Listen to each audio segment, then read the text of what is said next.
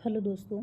जैसा आपने थंबनेल में पढ़ लिया होगा कि हम डेली फर्स्ट ग्रेड सिलेबस के अनुसार लक्ष्य की बुक पढ़ेंगे। हमें पता है कि ऐसा कोई एग्ज़ाम नहीं होता जिसमें लक्ष्य बुक से बाहर क्वेश्चन जाएं, पर हमें आलस आता है ये बुक कंप्लीट करने में। तो इसी का सोल्यूशन करेंगे हम, ताकि बाद में ये ना लगे कि लक्ष्य पढ़े बिना रह गई और हम सिलेक्शन से बाहर हो गए। तो हम डेली पढ़ेंगे लक्ष्य 15-20 मिनट, और हमारे सारे टॉपिक क्लियर करेंगे सिलेबस के अनुसार।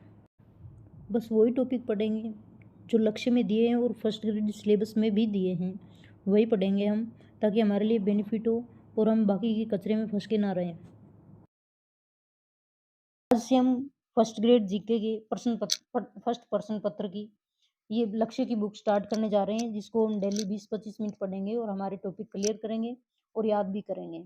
तो आप बने रहें लास्ट तक, जिसमें आप देख पा रहे हैं कि भारत और वह राजस्थान का इतिहास, विज्ञान, तर्क शक्ति, मानसिक योग्यता और समसामयिक घटनाक्रम है, जिससे हम आज भारत की हिस्ट्री से शुरू करेंगे और आगे टोटल बुक को पढ़ेंगे। तो हमारे इंडियन हिस्ट्री में फर्स्ट ग्रेड में पहला टॉपिक है गुप्त काल में साहित्य, कला और वास्तुकला का विकास। हालांकि इस बुक में वंश भी दिए हुए हैं, लेकिन हम जो गुप्त वंश है वो इतना ध्यान करके नहीं पढ़ेंगे जितना हम, क्योंकि हमें पढ़ना ये है कि गुप्त काल में साहित्य, कला और वास्तुकला का विकास कैसे हुआ था, क्या हुआ था। तो हम आगे से आगे शुरू करेंगे। तो हम शुरू करते हैं। फर्स्ट नंबर पेज है ये गुप्त साम्राज्य, जिसमें गुप्त काल के बारे में जानकारी दी हुई है। तो शुरू करते हैं। गुप्त काल को भारतीय इतिहास का स्वर्ण युग कहा जाता है। यानी गुप्त काल को क्या कहते हैं? भारतीय इतिहास का, इंडियन हिस्ट्री की गोल्डन पीरियड कहा जाता है। स्वर्ण युग से कहते हैं कि स्वर्ण युग में शांति काल या फिर सुख समृद्धि का काल स्वर्ण युग कहलाता है। गुप्त काल में जो इतिहास है, साहित्य है, विज्ञान, कला, इसमें बहुत ज़्यादा उन्नति हुई थी। हिस्ट्री में सबसे ज़्यादा जो भी पीरियड आए हैं उनमें सबसे ज़्यादा गुप्त काल में जो उन्नति हुई थी भारत की, इसलिए भारतीय इतिहास को गोल्डन पीरियड में रखा गया है। आगे हम पढ़ते हैं कि मौर्यों के पतन के बाद नष्ट हुई भारत की राजनीतिक एकता को गुप्त शासकों ने पुनः स्थापित किया था। अंतिम मौर्य सम्राट था वृहदर्थ। अंतिम जो मौर्य सम्राट कौन था? वृहदर्थ था, जिसको हराया था पुष्यमित्र शुंग ने। जो उसका सेनापति था पुष्यमित्र शुंग ने अंतिम मौर्य सम्राट वृहदर्थ को मार डाला था और अपना राज्य स्थापित किया था। इस प्रकार मौर्य साम्राज्य का पतन हो गया था और उसके बाद में भारत की राजनीतिक एकता है वो इतर-बितर हो गई थी। उसके बाद में जो शासक आता है जिसने राजनीतिक एकता को गुप्त शासकों के से पुनः स्थापित किया, वो था गुप्त काल। लगभग संपूर्ण भारत को एक राजनीतिक छत्र के अधीन किया एवं शक्तिशाली विदेशी आक्रांताओं का सफलतापूर्वक सामना कर भारत की स्वतंत्रता को अक्षुण्ण रखा था। गुप्त वंश का संस्थापक है श्रीगुप्त। यानी गुप्त वंश का संस्थापक आता है श्रीगुप्त। हम श्रीगुप्त को ऐसे याद करेंगे कि सबसे पहले क्या होता है? श्री गणेश होता है। यानी श्री से गुप्त वंश की स्थापना किसने की? श्रीगुप्त ने करी। आगे हम पढ़ते हैं तो इसने 275 ईस्वी के लगभग गुप्त वंश के शासन की स्थापना की थी। यानी 275 में गुप्त वंश के शासन की स्थापना हुई थी। गुप्त वंश का प्रारंभिक राज्य यूपी और बिहार था। यानी यूपी और बिहार में सबसे पहले गुप्त वंश की स्थापना हुई थी। गुप्त शासकों की उत्पत्ति के बारे में विद्वानों के अलग-अलग मत हैं, जो कि जैसे जायसवाल ने इन्हें शूद्र कहा है या फिर जाट कहा है। एलन एल्तेयर, रोमिला थापर, वैश्य गौरीशंकर ओझा और रमेश चंद्र मजूमदार ने इसको क्षत्रिय या फिर हेमचंद्र राय चौधरी ने इन्हें ब्राह्मण बताया है। दोस्तों, हम देखते हैं कि ये जानकारी तो बेसिक पार्ट है गुप्त साम्राज्य का, जबकि हमारे सिलेबस में जुड़ा हुआ है साहित्य, यानी गुप्त काल इतिहास के प्रमुख स्रोत जिनसे हमें गुप्त काल के बारे में जानकारी मिलती है। तो ये हम विस्तार से पढ़ेंगे और याद भी करेंगे इनको, कि साहित्यिक स्रोत कि गुप्त काल के की जानकारी है वो कौन से स्रोतों से मिलती है, कौन से जो है वो साहित्यिक स्रोत हैं, कौन सी बुक्स हैं, कौन से महाकाव्य हैं, किस-किस ने लिखे थे, तो वो जानकारी हमें हमारे लिए इम्पोर्टेंट हो जाती है। तो हम देखें कि साहित्यिक स्रोतों में नाटक आते हैं विशाखदत्त द्वारा रचित देवी चंद्रगुप्तम। यानी जो विशाखदत्त है, उन्होंने लिखा था देवी चंद्रगुप्तम और मुद्रा राक्षस। विशाखदत्त को ऐसे हम याद करेंगे कि विशाख में जो दिया हुआ है शाख, विशाख में क्या दिया हुआ है? शाख। शाख को हम याद करेंगे शाखा, और शाखा पे कौन बैठा है? देवी चंद्रगुप्तम, और मुद्रा राक्षस का हम याद करेंगे देवी और राक्षस। यानी शाखा पे कौन बैठा है, राक्षस भी बैठा है और कौन बैठी है, देवी भी बैठी है। तो विशाखदत्त से हम ऐसे याद करेंगे कि देवी चंद्रगुप्तम और मुद्रा राक्षस विशाखदत्त की रचनाएं हैं। तो विशाखदत्त द्वारा रचित देवी चंद्रगुप्तम और मुद्रा राक्षस शूद्रक द्वारा रचित मृच्छकटिकम। शूद्रक ने क्या लिखी है, मृच्छकटिकम लिखी है। यानी शूद्रक का हम याद करेंगे शूद्र। शूद्र यानी शूद्र क्या होता है, पहले नीची जाति के लोग होते थे। शूद्र को हम ऐसे याद करेंगे मृच्छकटिकम। मृच्छ को हम याद कर लेते हैं मूंछ काटने वाला। मृच्छकटिकम को हम कैसे याद कर लेते हैं, ट्रिक से मूंछ काटने वाला। यानी शूद्र क्या करता था, मूंछ काटता है। नीची जाति के लोग यानी ऐसे मान लेते हैं कि जो शूद्र थे वो पहले क्या करते थे, मूंछ काटते थे। तो शूद्रक ने क्या लिखी, मृच्छकटिकम।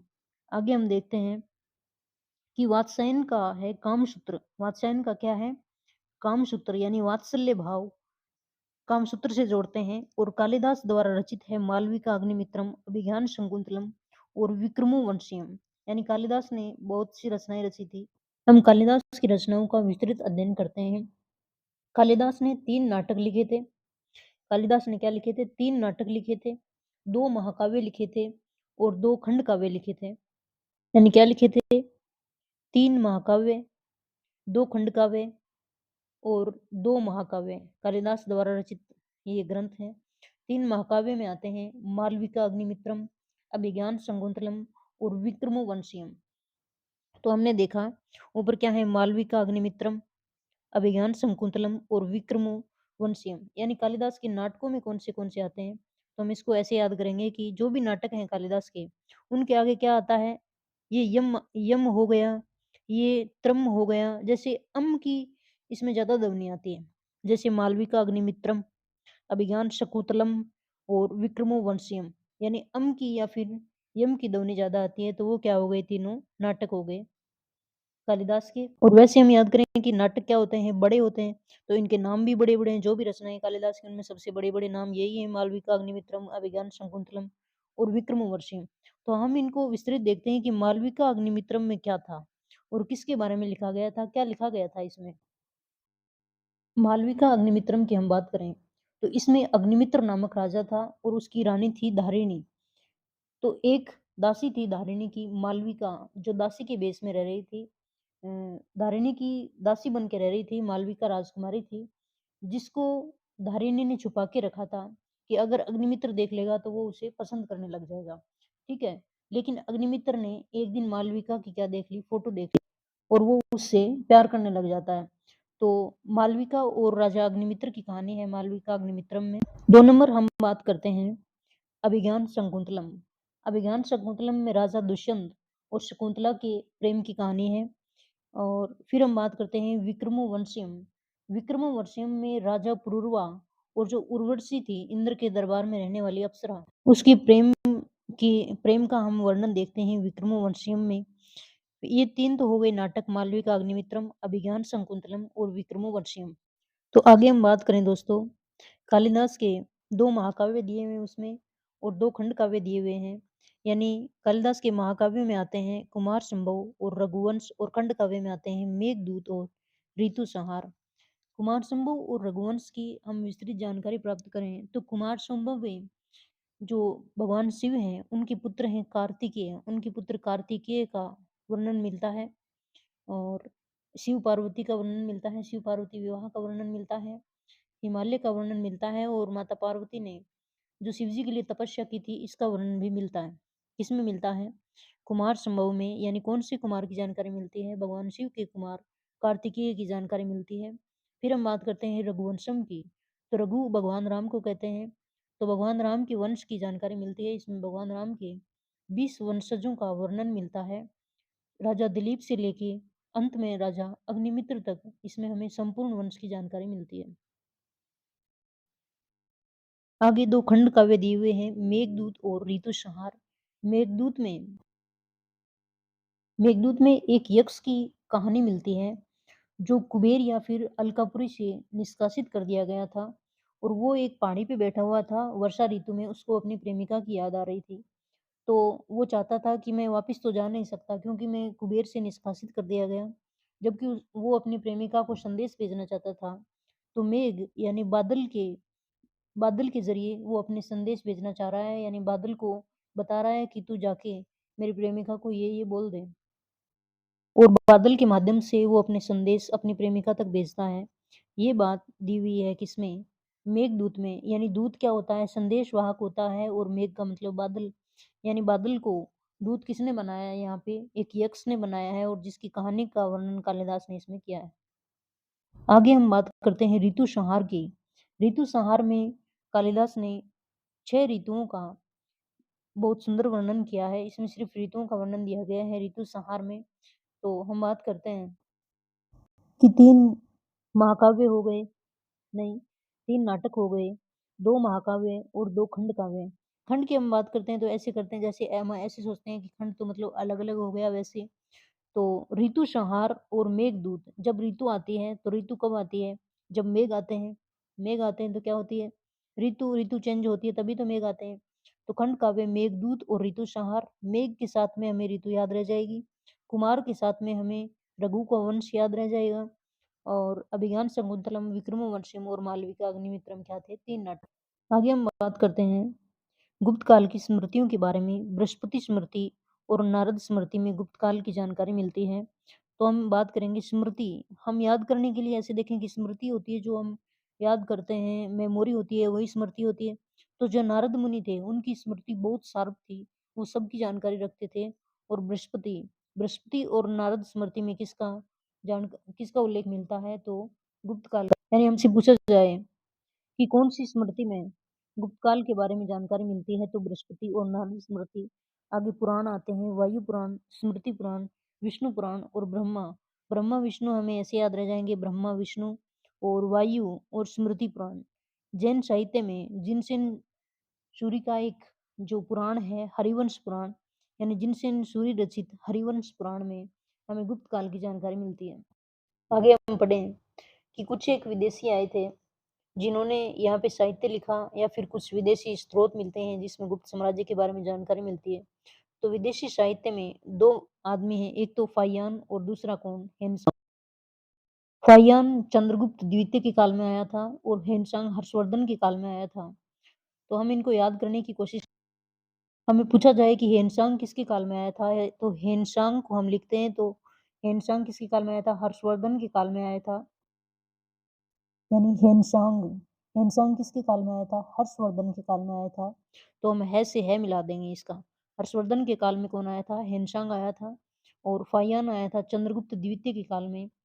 तो हम देखते हैं विदेशी साहित्य, फाहियान का फाकोकी और हेनसांग का हेनच्वांग का सीयूकी ग्रंथ नामक ग्रंथ है, उसमें इनकी जानकारी मिलती है।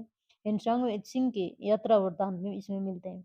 यानी हेनसांग ने और इत्सिंग ने गुप्त साम्राज्य की जानकारी भी दी है अपने यात्रा वृत्तांत में। इन दोनों ने अपने अपने ग्रंथ लिखे थे। फाहियान का था फा को की, फाहियान का मिला दो, फै से क्या मिला दें? फै मिला दें, बच्चा क्या? सीयू की बच्ची किसकी? हेनसांग की। तो हेनसांग ने सीयू की लिखी और फाहियान ने अपनी फाको की लिखी थी। फिर हम बात करते हैं पुरातात्विक स्रोत, प्रशस्ति व अभिलेख। ठीक है, समुद्रगुप्त के प्रयाग एवं एरन अभिलेख, यानी समुद्रगुप्त का आता है प्रयाग प्रशस्ति, समुद्रगुप्त की क्या आती है? प्रयाग प्रशस्ति, और एरन अभिलेख आता है। दोनों ये समुद्रगुप्त के हैं, प्रयाग प्रशस्ति और एरन अभिलेख। जो एरन अभिलेख एमपी से मिला है, प्रयाग प्रशस्ति इलाहाबाद में है। चंद्रगुप्त द्वितीय का मेहरौली स्तंभलेख जो हमारा प्राचीन जो लोह है, उस लोहे धातु की प्योरिटी को दर्शाता है, जिसमें अभी तक जंग नहीं लगा है इतने सालों के बाद में भी। ठीक है, फिर हम बात करते हैं चंद्रगुप्त द्वितीय का आता है मेहरौली स्तंभलेख और उदयगिरि गुहालेख, कुमारगुप्त प्रथम का मंदसौर लेख, गढ़वा शिलालेख विलसड, और स्कंदगुप्त का जूनागढ़ प्रशस्ति, बिदरी स्तंभलेख और वत्स भट्टी का लेख। आगे है मुद्राएं। गुप्त युग से भारतीय मुद्रा के इतिहास में नवीन युग की शुरुआत हुई। समुद्रगुप्त की मुद्राओं से उसके द्वारा अश्वमेध यज्ञ करने की जानकारी मिलती है। चंद्रगुप्त प्रथम की मुद्राओं से उसके लिच्छवी वंश से संबंधों का पता चलता है। चंद्रगुप्त द्वितीय की रजत मुद्राएं शक मुद्राओं से साम्यता रखती हैं। स्पष्ट है कि उसने शकों को परास्त किया था। यानी ये मुद्राएं हैं जो शासकों के बारे में बताती है कि समुद्रगुप्त ने अश्वमेध यज्ञ किया था। चंद्रगुप्त प्रथम के रिश्ते थे, लिच्छवी वंश की राजकुमारी से उन्होंने विवाह किया था, और चंद्रगुप्त द्वितीय ने शकों को पराजित करके सकारी की उपाधि धारण करी। हमारे सिलेबस के अनुसार हमने प्रथम पेज पढ़ लिया लक्ष्य का। इसमें गुप्त वंश के शासकों का कार्यकाल और शासकों के बारे में आगे दिया हुआ है, तो वो हम नहीं पढ़ेंगे क्योंकि वो हमारे सिलेबस में नहीं है। तो 3 नंबर पे हम पढ़ेंगे अभी अभिलेख। अब है गुप्त काल की जानकारी हेतु विभिन्न अभिलेख। पहला आता है प्रयाग प्रशस्ति, समुद्रगुप्त की है। कवि हरिसेन द्वारा रचित प्रयाग प्रशस्ति में हमें समुद्रगुप्त की दिग्विजय और उसकी महत्ता के संबंध में वर्णन मिलता है। इसमें समुद्रगुप्त को चंद्रगुप्त को और कुमारदेवी का पुत्र, घटोत्कच का पौत्र और श्रीगुप्त का परपौत्र बताया गया है। प्रयाग प्रशस्ति हरिसेन द्वारा लिखी गई थी और जो अशोक हैं, मौर्य अशोक, उन्होंने ये कौशाम्बी में अपना जो स्तंभ लगवाया था, तो उसके ऊपर ये हरिसेन ने प्रयाग प्रशस्ति लिखी थी और बाद में इसको इलाहाबाद के किले में स्थापित कर दिया गया था। फिर 2 नंबर आता है भित्री अभिलेख। भित्री अभिलेख, इसमें स्कंदगुप्त द्वारा हुणों की पराजय तथा पुष्यमित्रों के साथ हुए युद्ध का वर्णन मिलता है। यह अभिलेख गाजीपुर यूपी में स्थित है। हम भित्री अभिलेख को ऐसे याद करेंगे कि शकंद को हम कंध से याद करते हैं और कंध होती है दीवार, और अपन क्या रहते हैं, कंध के भीतर भीतर रहते हैं। ठीक है, तो हुणों ने आक्रमण किया तो स्कंदगुप्त ने अपने दीवार से ऊपर भीतर नहीं आने दिया। किसको नहीं आने दिया? विदेशी लोगों को। तो स्कंदगुप्त किसका है? स्कंदगुप्त का कौन सा अभिलेख है? भित्री अभिलेख है, और जिसमें हुणों के आक्रमण की जानकारी मिलती है। आगे है मंदसौर का सूर्य मंदिर अभिलेख, संस्कृत विद्वान वत्स भट्टी द्वारा रचित। इस अभिलेख में मंदसौर के शासक बंधु वर्मा और सूर्य मंदिर के निर्माण का उल्लेख है। यह मध्य प्रदेश में दसपुर में स्थित है। इस प्रस्तुति में कुल 44 श्लोक हैं। प्रशस्ति में बंधु वर्मा कुमारगुप्त प्रथम का समकालीन था। अब मंदसौर में है सूर्य मंदिर अभिलेख। मंदसौर में लिखा हुआ है लास्ट में सौर, और सौर प्राप्त होती है यानी सौर ऊर्जा प्राप्त होती है हमें सूर्य से। तो मंदसौर में है सूर्य मंदिर, जिसको संस्कृत विद्वान वत्स भट्टी ने रचित किया था। यानी सूर्य के समान क्या तपती है? भट्टी तपती है। तो वत्स भट्टी ने जो मंदसौर का सूर्य मंदिर अभिलेख है वो लिखा था। आगे है विलसड का स्तंभ अभिलेख। इसमें कुमारगुप्त प्रथम तक की वंशावली है। ये कुमारगुप्त प्रथम का पहला अभिलेख। इसको हम ट्रिक से याद करेंगे कि विलसड, विलसड में पहला आता है विल, यानी हम याद करेंगे बिल, यानी बिल में रहने वाले जीवों के लिए हम क्या कहते हैं? कुमार। कुमार का क्या लेंगे हम? मार। यानी बिल में रहने वाले जीवों को हम क्या करते हैं? मार, जैसे सांप वगैरह जो कुछ भी है। तो विलसड अभिलेख है कुमारगुप्त प्रथम का पहला अभिलेख, यानी पहला काम हम यही करते हैं, तो कुमारगुप्त का पहला अभिलेख है। फिर है बिहार का स्तंभ लेख। इसमें कुमारामात्य, अग्रहारिक, शोरलिक, गैलमिक जैसे अफसरों के नाम मिलते हैं बिहार के स्तंभ लेख में। और बिहार के लोग हैं वो ज़्यादातर अफसर वगैरह ही बनते हैं, आईएएस वगैरह। तो बिहार के स्तंभ लेख में किसका उल्लेख मिलता है? अफसरों के नाम का उल्लेख मिलता है। जूनागढ़ अभिलेख, इसमें गुप्त संवत का उल्लेख है।